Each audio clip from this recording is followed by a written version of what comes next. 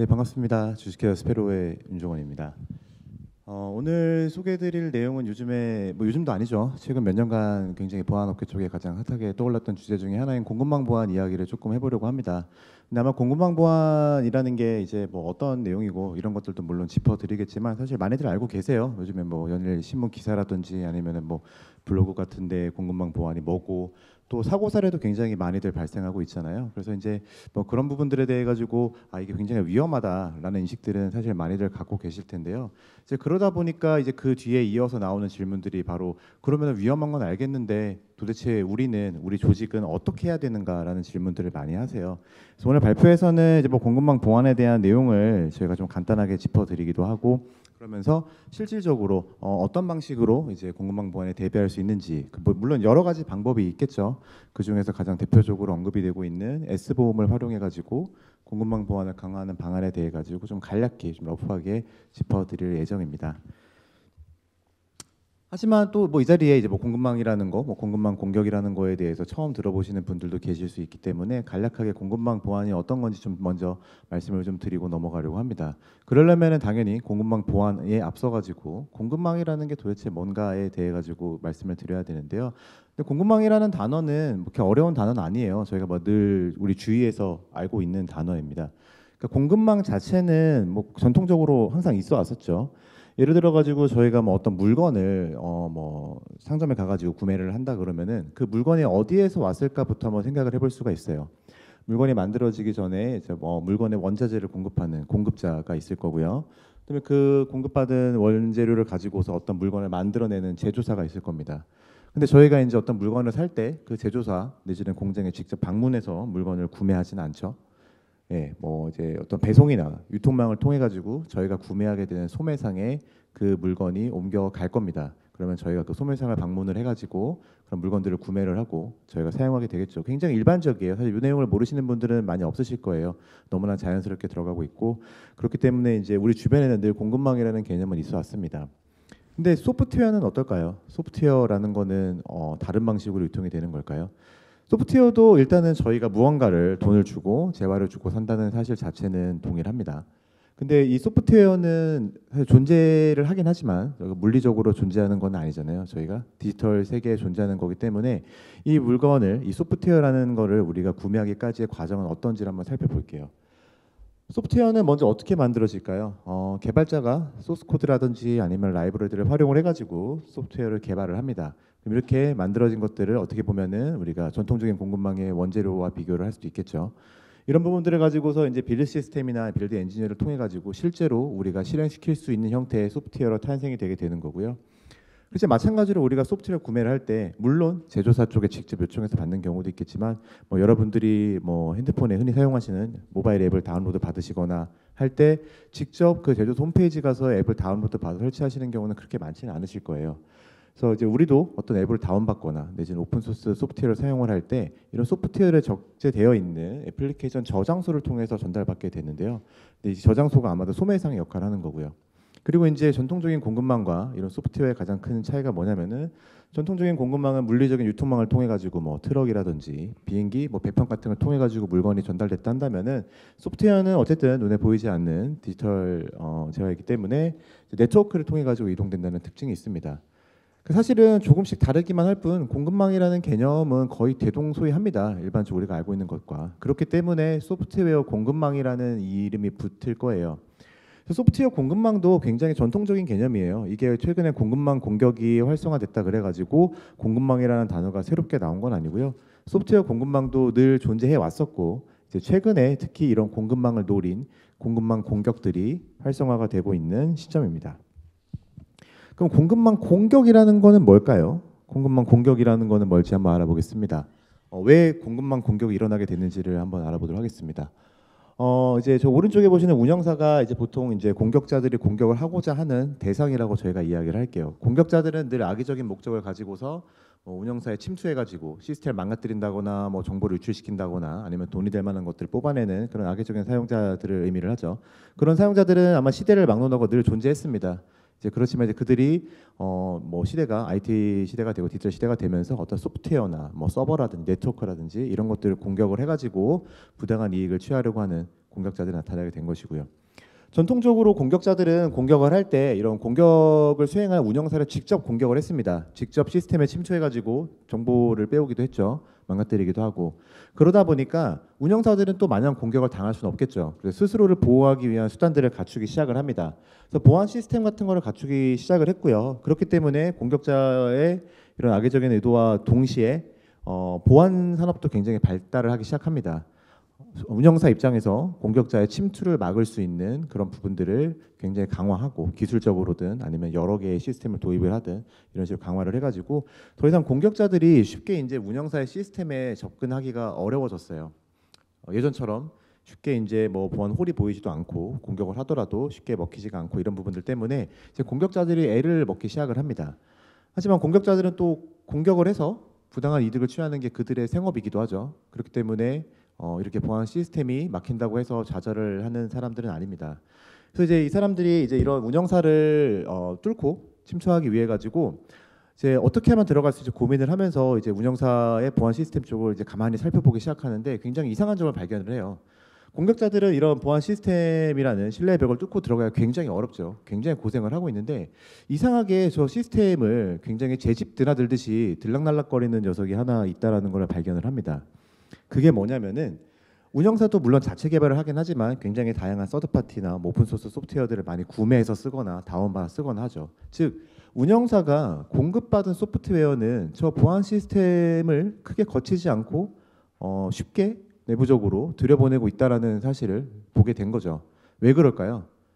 기본적으로 운영사는 내가 구매하거나 내가 도입하고자 하는 소프트웨어나 뭐 이런 라이브러리들을 신뢰하고 있기 때문이에요. 즉 내가 구매한 거니까 이 시스템은 안전한 거겠지. 그러니까 내가 믿고 우리 집 안으로 들어보내주자라는 신뢰에 기반해가지고 자유롭게 저 보안 시스템을 들락날락거리기 시작했던 거죠.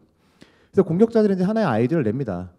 우리가 굳이 저 운영사의 보안 시스템을 뚫고 들어가려고 굉장히 고생을 하지 말고 차라리 저 운영사가 신뢰하고 들여보내주는 저 구매한 공급받는 소프트웨어에 우리가 악의적인 코드라든지 악의적인 부분들을 우리가 넣어놓고 심어두고 안으로 들여보내서 공격을 수행하자라는 굉장히 좋은 아이디어를 내기 시작합니다. 그래서 그 다음부터 이들이 노린 거는 이제 수요사를 노리지 않아요. 공급사를 노립니다. 공급사에서 만들어지는 애플리케이션을 노려가지고 그 공급사의 애플리케이션에 본인들이 이 공급사 애플리케이션의 수요사에 납품이 됐을 때 그 보안 홀을 노리고서 공격을 수행할 수 있는 그런 악의적인 작업들을 수행을 합니다. 결과는 대성공이었죠. 뒤쪽에서 말씀드린 여러 가지 사례에서 이러한 공격 방식이 굉장히 효과적이라는 게 발견이 되고 실제로 그 피해도 굉장히 크게 퍼지게 됩니다. 이런 것과 왜 가능했을까요? 뭐 그 중에 여러 가지 이유가 있겠지만 하나는 수요사에 비해 가지고 상대적으로 공급사가 이런 보안 체계들이 조금 취약했다라는 거예요. 공급사들이 상대적으로 영세한 공급사들도 많고 물론 그렇지 않은 경우도 있겠지만 그리고 공급사 내지는 또 단순히 공급사를 노리는 게 아니라 아까 말씀드렸듯이 공급사에서 만든 애플리케이션의 수요사에 도달하기까지 굉장히 많은 과정들이 있지 않습니까?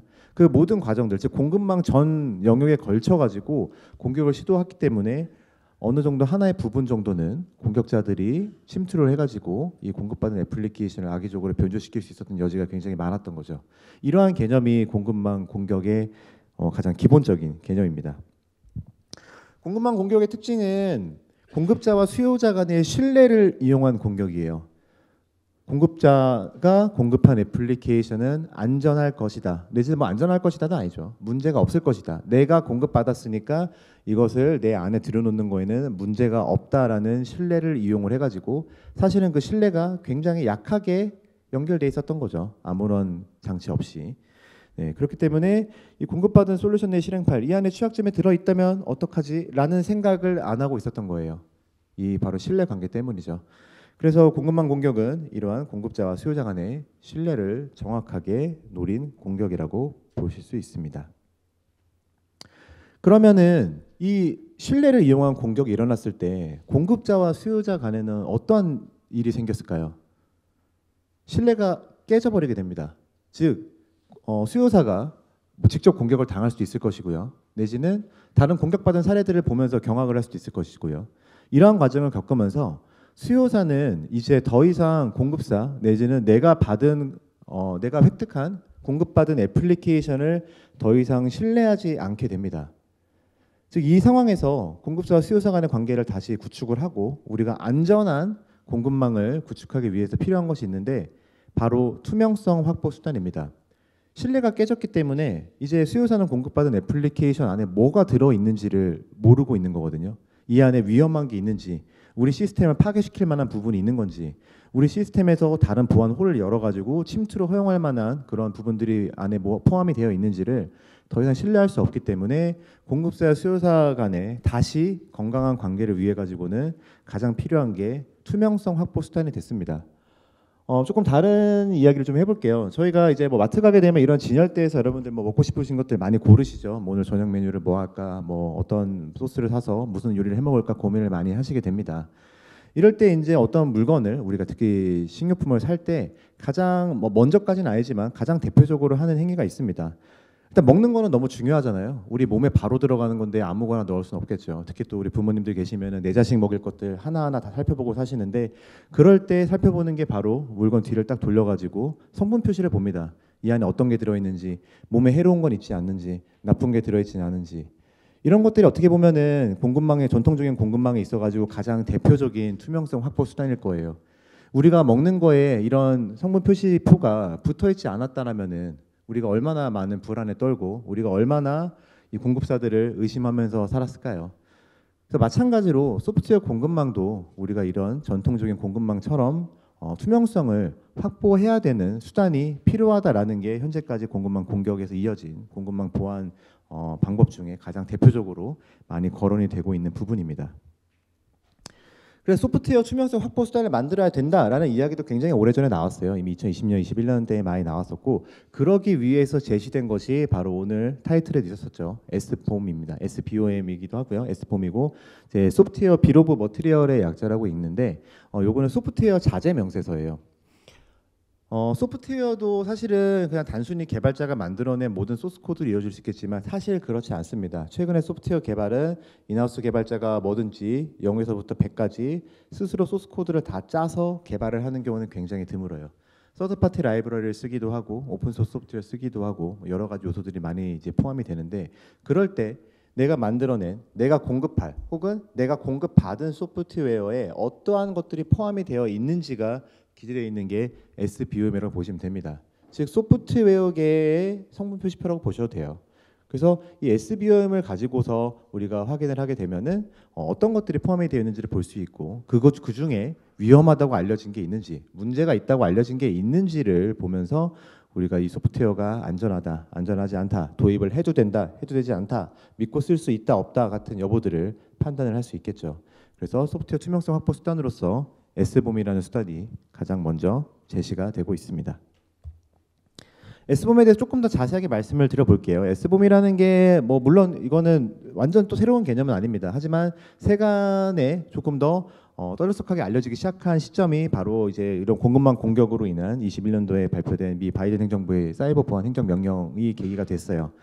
그래서 바이든 행정부에서 행정명령 서명을 하면서 이 행정명령에 SBOM을 도입해가지고 소프트웨어 개발에 사용된 오픈소스 내지는 보안 업데이트 사항을 다 명시를 해라라고 이제 명령을 했습니다.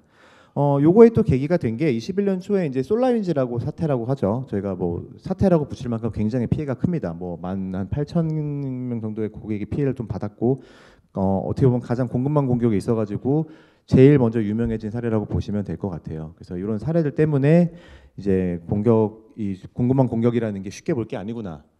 정말 일파만파로 퍼질 수 있구나라는 생각이 있어가지고 이런 것들이 제정이 되게 되었고 여기에서 나온 용어가 SBOM이라는 용어입니다. 그래서 이 시점부터 많은 사람들이 SBOM에 관심을 가지고 자재 명세서를 통해 가지고 투명성을 확보를 하고 이거에 기반해 가지고 우리가 보안 활동을 해야 되는구나라는 생각들을 하기 시작했습니다.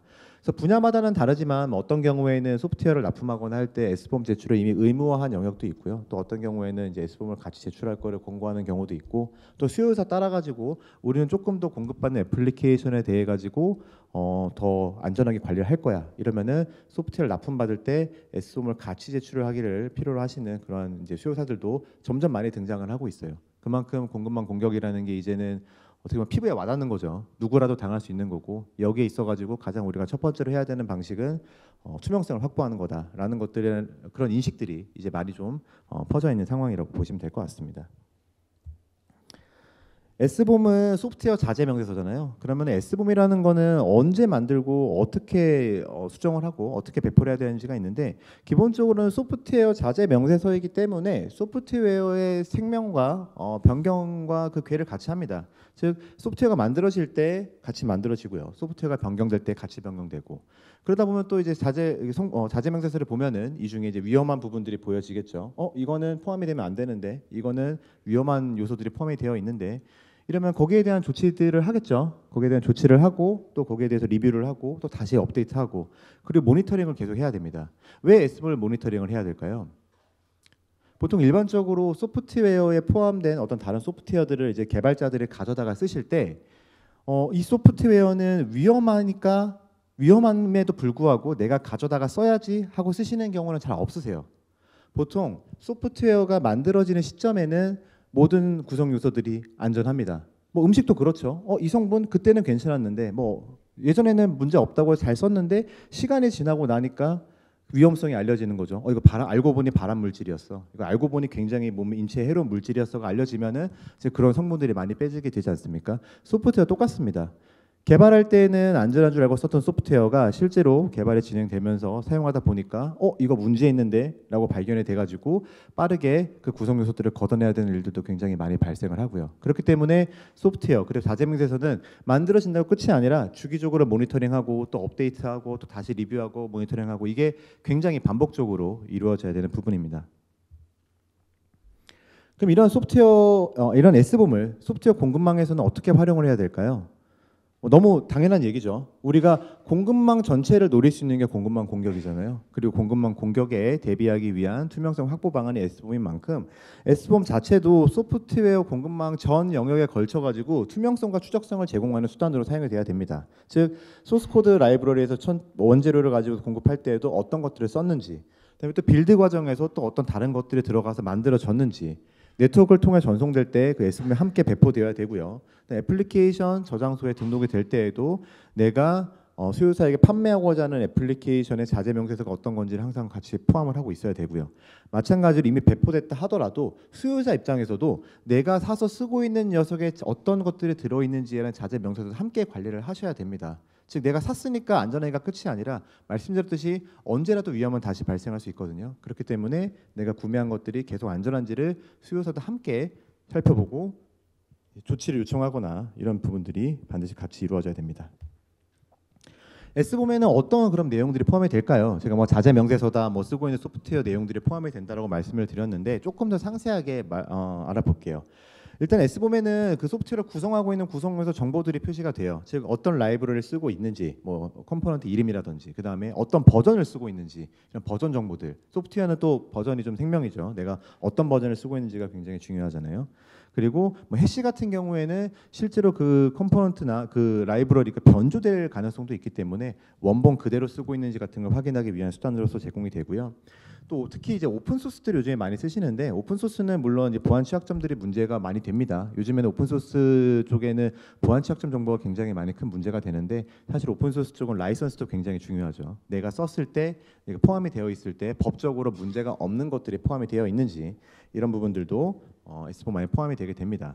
그다음에 또 추가적으로 우리가 공급망 보안을 위해 도입을 하는 거잖아요. 단순히 구성 요소만 가지고 있다라면은 또 보안적인 측면에서는 좀 문제가 될 수 있겠죠. 그렇기 때문에 물론 모든 S봄은 아닙니다만은 요즘에 이제 많은 S봄들이 이 소프트웨어에서 발견된 취약점 정보들을 같이 포함하고 있는 경우가 많아요. 어떤 취약점인지, 뭐 취약점 데이터베이스에서 긁어온 취약점이면은 그 데이터베이스의 링크라든지, 그 다음에 이 취약점이 얼마나 심각한 취약점인지를 나타내는 취약점 점수 같은 것도 S봄에 포함이 됩니다. 즉 S봄을 가지고서 우리가 할 수 있는 거는 정확하게 이 소프트웨어에 어떤 다른 구성 요소가 포함이 되어 있는지, 또 법적으로 문제가 없는지 뿐만 아니라 이 소프트웨어에 어떤 위험한 취약점이 또 포함이 되어 있지는 않은지라는 것들도 우리가 같이 확인을 할 수가 있습니다. 그래서 SMOM 양식으로 많이 쓰이는 대표적인 두 가지를 좀 말씀드리면은 첫 번째는 SPDX라는 형식이 있고요. 이건 뭐 그냥 대표적인 형식이니까 저희가 그냥 간략하게 살펴볼게요. 이런 식으로 뭐 SMOM이라는 게 대단한 문서가 아니에요. 우리가 막 편집을 예쁘게 해가지고 막 표지에 뭐 그림도 있고 꽃도 있고 이런 게 아니라 컴퓨터가 읽을 수 있는 형태의 양식으로 많이 작성을 하고 있습니다. 그래서 SPX 같이 과거에 이렇게 줄글로 작성된 형식도 있고요. 최근에는 이제 조금 더 편리하게 그 데이터들을 다시 불러들여오고 사용하기 위해 가지고 뭐 제이슨 같은 형식을 많이 쓰기도 합니다. 그 중에 또 특히 요즘에 많이 쓰이고 있는 형식 중에 하나가 사이클론 DX라고 하는 형식이에요. 요거는 OWASP라고 하는 미국의 이제 비영리 기관에서 만들어낸 양식인데, 요거는 이제 아까 SPDX와는 다르게 SPDX라는 이제 그 포맷에는 기본적으로는 취약점 정보가 포함이 되어 있지 않지만 사이클론 DX라는 포맷은 SBOM 안에 취약점 정보를 함께 포함을 할 수 있는 포맷입니다. 그래서 이 사이클론 DX라는 SBOM 포맷이 굉장히 뭐 최근에 좀 각광을 받고 많이 쓰이고 있기 때문에 아마도 SBOM을 통해서 관리를 하신다 그러면은 아마도 이 사이클론 DX라는 포맷을 좀 먼저 고려하지 않으실까라는 생각을 하고 있습니다. 이제 대표적인 공급망 공격 사례를 한번 알아보면서 그럼 실질적으로 우리가 이걸 가지고서 어떻게 공급망 보안을 할 수 있는지에 대해서 먼저 설명을 드리도록 할게요. 로그4j 사태가 있었어요. 이건 아마 국내에서도 굉장히 유명한 사례고요. 기억하시는 분들 혹은 겪으신 분들도 계실 수도 있어요. 이거 제가 정확하게 기억을 하는데 아마 금요일이었던 것 같아요. 이게 발표가 되고 뭐 실제 사건 사례가 나오면서 뉴스에 보도가 되고 하면서 왜 제가 기억을 하냐면은 그때 이제 이 로그4j라는 사태에 대응하기 위해서 제가 알기로는 굉장히 많은 개발자분들이 토요일 일요일 날 출근을 하셔가지고 이 위험한 라이브러리들을 다 걷어내시려고 굉장히 고생을 많이 하신 걸로 제가 알고 있습니다. 저희 연락을 많이 받았고 물론 저희도 고생을 많이 했습니다. 그렇기 때문에 이게 제가 딱 정확하게 그 금요일 날 굉장히 큰 문제가 발생했다라는 걸 기억을 합니다. 사실 이 로그4j라는 게 되게 중요한 라이브러리는 아니에요. 우리가 소프트웨어가 동작하다 보면은 이 소프트웨어가 어떻게 동작했는지 기록을 남기는 로그라고 하는 것들이 있는데 이 로그를 조금 간편하게 남길 수 있게 도와주는 그런 라이브러리거든요. 그러니까 이게 뭐 굉장히 중요한 뭐 전자 결제를 담당한다거나 아니면은 뭐 또 인증을 담당한다거나 이런 굉장히 중요한 라이브러리는 아니었습니다. 그냥 굉장히 간단하게 누구나 사용을 할 수 있는 그냥 로깅 라이브러리였고요. 근데 워낙 좋았죠. 그렇기 때문에 이게 자바 언어 기반이거든요. 그래서 자바 기반으로 만들어지는 많은 라이브러리들이 혹은 많은 소프트웨어들이 이 로그4j라는 것들이 워낙 유명하기도 하고 아무 문제가 없겠지라는 마음 때문에 많이들 사용을 하고 계셨어요. 국내의 많은 소프트웨어들도 많이 사용하고 계셨습니다. 그렇지만 발견된 취약점은 굉장히 치명적이었죠. 공격자가 임의로 뭐 외부 값들을 통해 가지고 뭐 어떤 명령어를 실행시킬 수 있는 값들을 입력을 하면은 그게 실제로 실행이 될 수 있는 굉장히 큰 취약점이 발견이 되어 가지고 난리가 났었습니다. 그래서 결국 이제 해결 방법은 명확했죠. 로그4j를 바꾸거나 뭐 취약점이 해결된 버전이 있으면 업데이트를 하거나 혹은 다른 로그 라이브러리를 올리거나 혹은 뭐 그런 문제가 발생하지 않게 다른 보안 조치를 하거나에 대한 굉장히 이제 그런 어떻게 보면 좀 더 대응 자체도 명확하게 수행을 할 수 있는 부분들이 있었습니다. 하지만 이 로그4j 사태 때 굉장히 많은 분들이 고생을 하셨어요. 왜 고생하셨을까요? 이 로그4j를 사태 때 많은 분들이 어떤 부분에서 제일 많은 고생을 하셨을까요? 많은 개발자들이 제일 먼저 고생을 하신 게 뭐냐면은 로그4j가 위험하다라는 걸 알았는데 우리 소프트웨어에서 이걸 쓰고 있는 거야? 이거를 찾는 것부터 굉장히 고생을 많이 하셨습니다. 그 당시는 자재명세 서거나 내가 쓰고 있는 소프트웨어에 대한 기록을 많이 관리를 하지 않았어요. 불과 몇 년 되진 않았었거든요. 그럼에도 불구하고 이 사태가 일어났을 때 보이시죠? 21년도에 일어난 사태죠. 이 사태가 발생이 됐을 때 굉장히 많은 부분들이 제일 먼저 하면서도 제일 고생을 했던 거는 우리 소프트웨어에 이거 포함이 되어 있어라는 거예요. 개발자들에게 물어보기도 하고 하지만 예전에 만든 개발자가 지금 없을 수도 있죠. 그러면은 소프트웨어 소스코드 다 뜯어보고 라이브러리 다 뜯어보고 우리가 만든 거 심지어 우리가 공급받은 거 이거 포함이 되어 있어 없어 찾아보고 하느라고 굉장히 많은 시간이 소요가 됐습니다. 그리고 나서 이제 쓰고 있다면은 다른 대체 라이브러리 변경을 하거나 해결된 버전으로 업데이트를 하거나 하는 작업들을 수행을 하셨죠. 이게 뭐냐면은 우리가 지금 SOM이라는 거 자재명세서로 얘기를 하잖아요. 즉 우리가 어떤 소프트웨어를 쓰든 간에 그 소프트웨어에 포함된 구성 요소를 제대로 알지 못하면은 이렇게 연일 발생할 수 있는 공급망 공격이 있어가지고 너무 많은 시간과 노력을 들여야 된다는 거예요.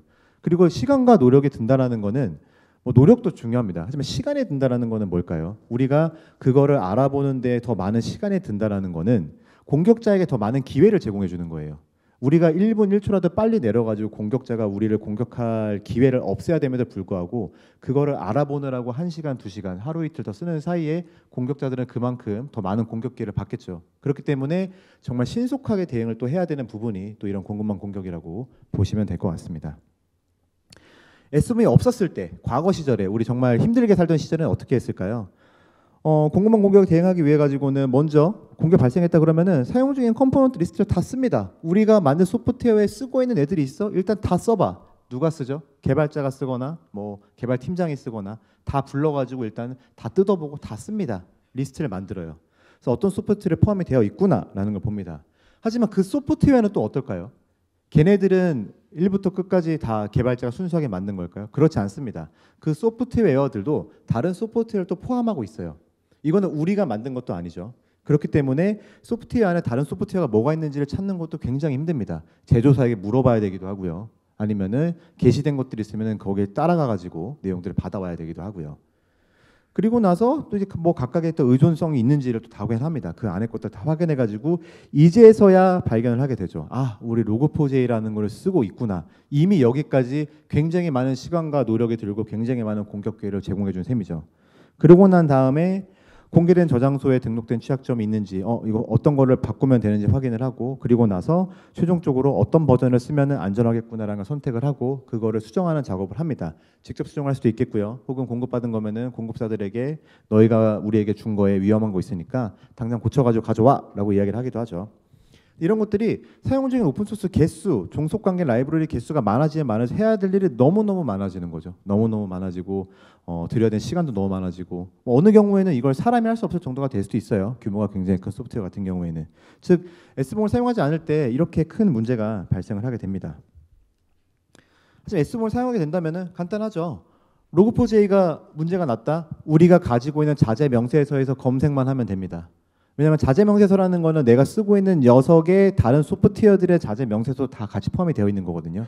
즉 우리가 쓰고 있는 소프트웨어의 모든 구성 요소들이 다 기록이 돼 있어요. 그러면은 당장 검색만 하면 돼요. 위험한 게 우리가 쓰고 있는지, 우리가 안에 있는 게 포함이 되어 있는지, 그리고 나서 위험하다라면은 어떻게 조치해야 되는지를 확인하고 조치만 하면 됩니다. 신속하게 확보할 수 있는 거죠. 이 신속성이 공급망 보안에 있어가지고 굉장히 중요한 요소입니다. 그래서 관련된 취약점 목록을 확보할 수 있다라는 장점이 있습니다. 뭐 제가 방금 말씀드린 것들에 대해 가지고 조금 세세하게 늘어놓은 내용이에요. SBOM을 쓰지 않을 때 뭐 제가 줄을 여러 가지 글을 썼지만 결과적으로 힘들다 세 글자로 보시면 됩니다.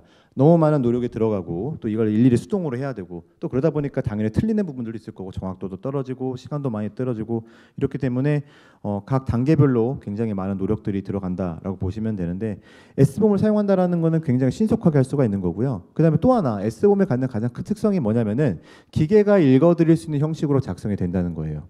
아까 말씀드렸듯이 JSON 형식이나 텍스트 파일 같이 사람이 눈으로 보는 손으로 쓰여진 종이에 쓰여진 글자가 아니라 기계도 보고 해석할 수 있는 형식으로 작성이 된다는 거죠. 그 말인즉슨 이 SBOM을 가지고 분석하고 대응할 때 우리는 기계의 힘을 빌 수가 있습니다. 자동으로 확인이 가능해요.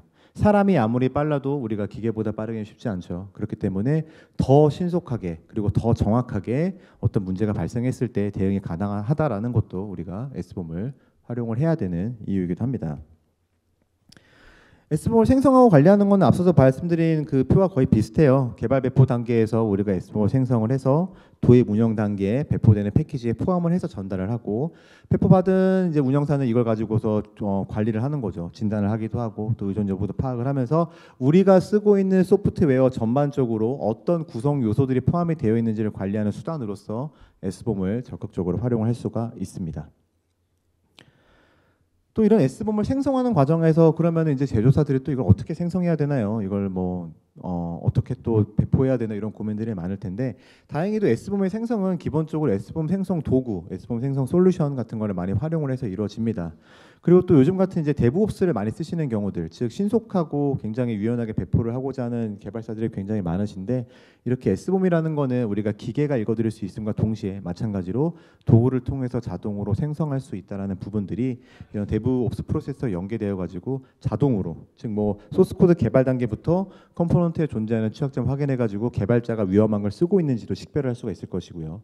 뭐 테스트 과정은 물론이고 이후에 배포 단계에서도 패키징이 될 때 자동으로 최종적으로 그 솔루션의 패키지에 포함된 S홈을 생성을 해가지고 납품 시에 같이 전달을 할 수 있을 정도로 이런 프로세스와도 연동하기 좋은 부분이 있다고 보시면 될 것 같습니다. 이게 이제 S봄을 도구로서 생성할 때 가장 큰 이점이라고 보시면 될 것 같습니다. S봄을 지속적으로 생성하고 또 S봄을 받아가지고 이제 그 수요사 쪽에서 관리함으로써 우리가 공급망 보안에 대응하는 게 이제는 사실 크게 새로운 방법은 아니에요. 와, 저런 방법이 있었어? 너무 놀라운데 할 수준도 아닙니다. 이미 공급망 공격이라는 게 너무 많은 사례들, 너무 많은 피해들이 발생을 했고 거기에 대한 대응은 반드시 필요로 하고 있고요. 그러기 위해서 수단으로 S봄이 제공된 지도 벌써 이제 한 3년이 넘어가고 있어요. 이렇기 때문에 이제 우리는 S봄을 잘 활용을 해서 안전하게 대응할 방법을 확보를 해야 되는 거고요. S봄을 어떻게 잘 관리하고 어떻게 잘 활용을 해가지고 우리가 공급망 보안에 대응할지는 사실은 조직마다 굉장히 다를 거예요. 우리가 공급사인 경우, 수요사인 경우, 우리가 몇 명짜리 회사인지 어떻게 돌아가는지 이런 부분들에 따라 가지고 다 상이할 걸로 보여집니다. 오늘 제가 말씀드린 방법은 그냥 가장 대표적으로, 가장 일반적으로 혹은 가장 쉽게 S봄을 활용을 해가지고 실제로 어떤 공급망 공격 사례가 일어났을 때 우리가 어떻게 대응을 해야 되는지에 대한 사례를 말씀을 드리는 것이고요. 뭐 저희가 물론 공급망 보안을 하는 업체를 하더라도 아무리 그래도 사실 더 이상 공급망 공격이 발생하지 않았으면 하는 바람은 있습니다. 근데 그럼에도 불구하고 연일 이어나는 사태를 볼 때 이 공급망 공격이라는 게 끊이지 않을 것으로도 보여지는 건 확실하거든요. 그래서 많은 분들이 좀 오늘 발표가 도움이 되셔가지고 S봄을 중심으로 조금 더 안전한 공급망 보안 체계를 갖추시는데 제 발표가 좀 많은 도움이 되었으면 좋겠습니다. 네, 이상으로 발표 마치겠고요.